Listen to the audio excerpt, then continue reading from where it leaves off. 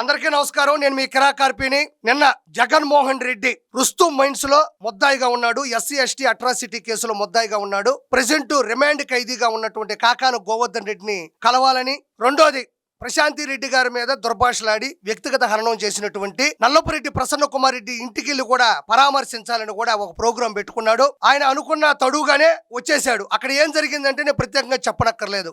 పొదిలిలో ఏం జరిగింది, గుంటూరులో ఏం జరిగింది, తెనాల్లో ఏం జరిగింది, సత్తెనపల్లిలో ఏం జరిగింది, బంగారుపాళ్యంలో ఏం జరిగిందో యాజ్ ఇట్ ఈజ్ అదే డ్రామాని కొనసాగించాడు జగన్మోహన్ రెడ్డి. ఆయన రావడం, జనాలకి అదే గంజాయి ఇవ్వడం, నాసిరకమైనటువంటి అప్పటి మందు పోయడం, ఆయన వస్తున్న కొద్దీ అక్కడక్కడే దొరిలాడడం, బండి ఇంకొంచెం ముందుకెళ్తే వాళ్ళే వెనక నుంచి మళ్ళీ ముందుకొచ్చి ఆ ముందుకు రావడం, ప్రసన్న కుమార్ రెడ్డి అర్థం పర్థం లేకుండా బైఠాయించడం, బార్కెట్లు లాగడం, వాటి మధ్యలో ఒక హెడ్ కానిస్టేబుల్కి చెయ్యికి దెబ్బ తగలడం, దీంతో పాటు వ్యాపారదారులు ఎవరైతే ఉన్నారో నెల్లూరు రోడ్ల మీద పక్కన వ్యాపారదారులు వాళ్ళందరూ కూడా చీతరించుకోవడం, ఇంకా వాహనాలకి ఆటంకం కలగడం, ట్రాఫిక్ కి ఇబ్బంది జరగడం. ఏదైతే రుస్తుం మైన్స్ లో రిమాండ్ ఖైదీగా ఉన్నాడో కాకాని గోవర్ధన్ రెడ్డి కలవడానికి వెళ్ళాడు. అక్కడికి వెళ్ళినప్పుడు 10 మంది జనాలు కూడా లేరు. మళ్ళీ ప్రసన్న కుమార్ రెడ్డి ఇంటి దగ్గరికి వెళ్ళేటప్పుడు కొంతమందిని పోగేశాడు. పోగేసిన తర్వాత వాళ్ళనే రిపీట్ చేసుకుంటూ వెళ్తా ఉన్నాడు ఆ మనిషి. అలా వెళ్ళే క్రమంలో ఒక రూల్ పెట్టడం జరిగింది పోలీసులు కానీ కోర్టు నుంచి కూడా. ఏంటంటే 100 మంది మాత్రమే ప్రసన్న కుమార్ రెడ్డికి నీతో పాటు తీసుకెళ్ళాలి, ఎక్కువ మందిని తీసుకెళ్ళకూడదు, శాంతి భద్రతలకి ఆటంకం కలగకూడదు, బల ప్రదర్శన జరగకూడదు, జన సమీకరణ అసలు ఉండకూడదు అని చెప్తే మళ్ళీ జనాల్ని అదే పనిగా ప్రసన్న కుమార్ రెడ్డి ఇంటికి తీసుకెళ్ళి వెనక వైపు ఉండేటువంటి గోడలు పగలగొట్టుకొని లోపలికి రావడం కూడా జరిగింది. అంటే ఆ పద్ధతి అనేది ఇప్పటికీ కూడా జగన్మోహన్ రెడ్డి అలవర్చుకునే పరిస్థితులు లేడు అనేది జనాలకు కూడా అర్థమైపోతుంది. ఇక్కడ మనం ఆలోచించాలి. ఏం జరిగిందంటే ఈ జనాలు వచ్చేసి ఆయన కాన్వాయ్కి వస్తూ ఉన్నారు కదా, అక్కడ జనాలు పెద్దగా లేరు. ఎన్నిసార్లు వస్తారు, ప్రతిసారి రాలేరు కదా. అయితే అక్కడ ఏం జరిగిందో ఒకసారి చూద్దాం.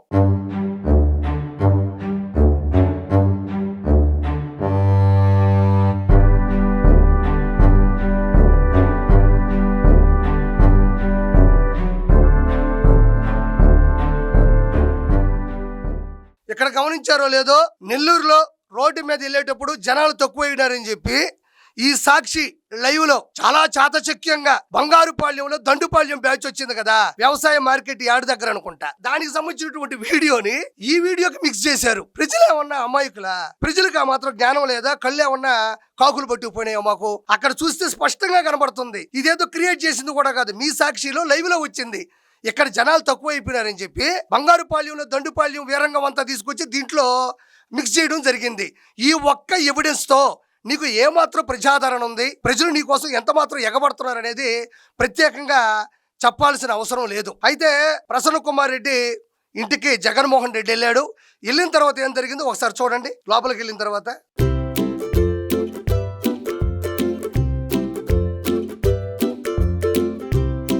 ఇక్కడ ప్రసన్న కుమార్ రెడ్డి ఇంటికి వెళ్ళినప్పుడు వాళ్ళ అమ్మగారు ఉన్నారు, జగన్మోహన్ రెడ్డి ఎదురుగా కూర్చొని ఉన్నాడు. బట్ ఆయన మాట్లాడుతున్న మాటలు మీకు పెద్దగా వినపడవు, కొంచెం మ్యూట్లో ఉంది. ఆయన ఏం మాట్లాడుంటాడు అనేది నేను వినిపిస్తాను చూడండి. భలే మాట్లాడాడమ్మా నీ కొడుక. అమ్మో ఆ బూతులు అయితే మామూలుగా కాదు. నేనైతే డీజే సాంగులు పెట్టుకుని డ్యాన్స్ చేసే ఇంటి దగ్గర.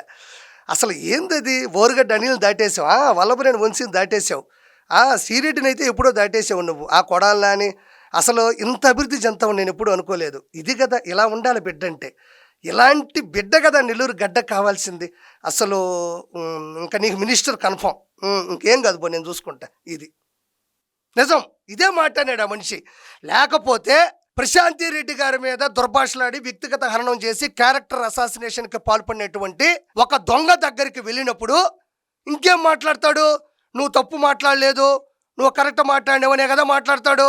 అదే మాట్లాడినాడు అక్కడ. ఇక్కడ నాకు దీన్ని చూసిన తర్వాత ఒక సుమతి శతకం చదవాలనిపిస్తుంది ప్రజలారా. ఎందుకంటే వాళ్ళ అమ్మగారు ఉన్నారు, ఆవిడ కూడా ఒక సాటి మహిళ. ప్రశాంతి రెడ్డి గారు కూడా ఒక మహిళే.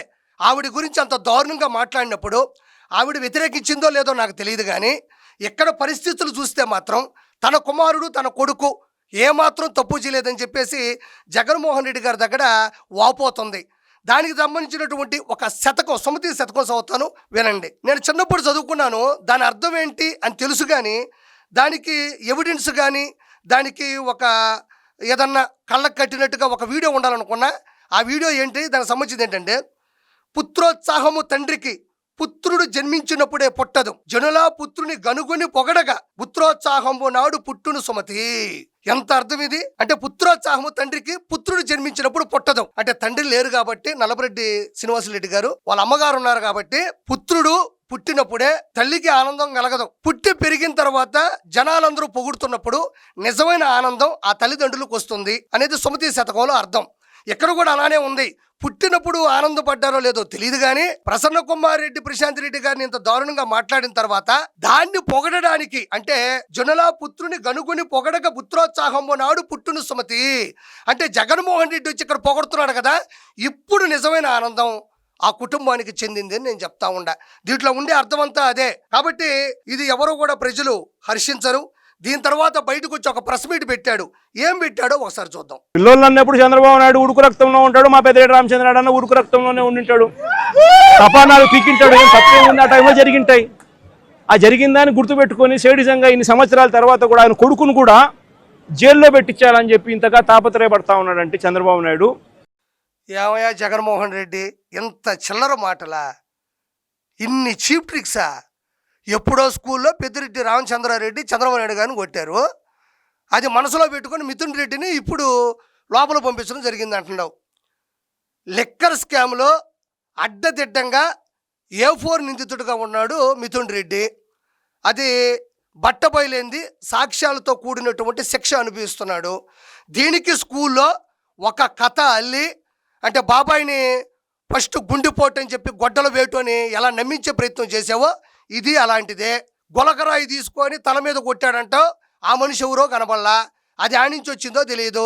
మళ్ళీ ఇంకొక కథ అల్లతా ఉండవు. కోడికత్తి సీను దగ్గర కత్తితో పొడిపించుకొని డ్రామాలు ఆడినావు. ఇదే డ్రామాల్ని తీసుకెళ్లి స్కూల్లో ఆపాదిస్తున్నావు. ఉడుకు రక్తం మీద ఉండి కొట్టాడు అంటున్నావు. ఉడుకు రక్తం మీద ఉండి కొట్టింది ప్రజలు. నిన్ను 151లో 5 తీసి పడేశారు అదే ఉడుకు రక్తంతో. నిన్ను ఈరోజు అసెంబ్లీకి రావాలంటేనే చెమటలు పడుతున్నాయి నీకు. అది ఉడికి రక్తంతో కొట్టడం అంటే. ఆంధ్రప్రదేశ్లో ఉంటే ఎక్కడ నిన్ను అరెస్ట్ చేస్తున్నావు, యలహంక ప్యాలెస్లో దాక్కుంటున్నావు నువ్వు, ముచ్చెమటలు పడుతున్నాయి. అది కదా ఉడికి రక్తంతో కొట్టడం అంటే. నాకు ఒకటి భయం వేస్తుంది నువ్వు చెప్పే చీప్ ట్రిక్స్ చిల్లర చేష్టాలు చూస్తుంటే.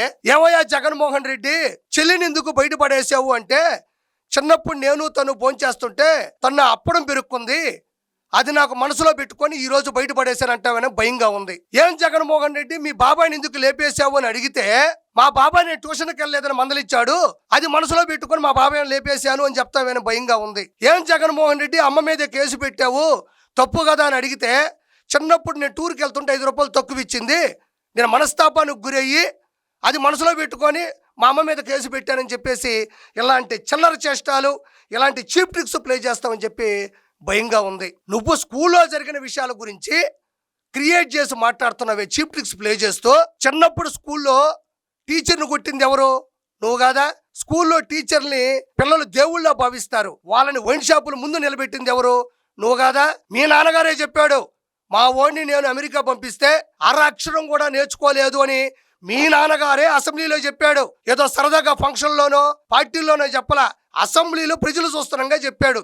నువ్వు మళ్ళీ స్కూల్ గురించి చెప్పడం. పెద్దిరెడ్డి రామచంద్రారెడ్డి స్థాయి ఎంత ఈరోజు, చంద్రబాబు నాయుడు గారి స్థాయి ఎంత? పెద్దిరెడ్డి రామచంద్రారెడ్డి కొట్టాడు, ఏదో ఒక అపోహ సృష్టించి. అసలు అక్కడ పోయిన సందర్భం ఏంది, సమావేశం ఏంది?